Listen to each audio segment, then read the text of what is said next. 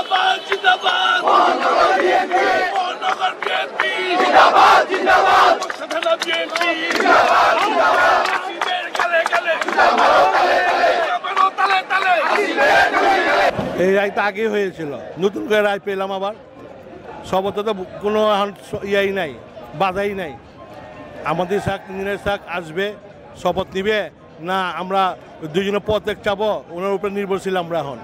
ঢাকার মহানগর দক্ষিণ আমরা তার উপরে নির্ভরশীল, উনি যা বলবে আমরা ওভাবে রোডে আছি, রাজপথে আছি। দাবি থাকতে পদত্যাগ,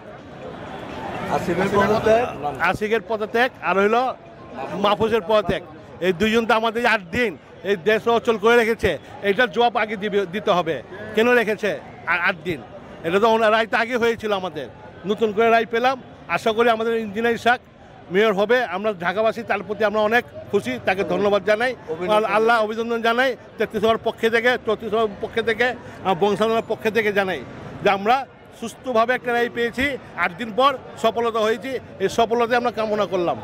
এ বলে বক্তব্য শেষ করলাম। আল্লাহ হাফেজ।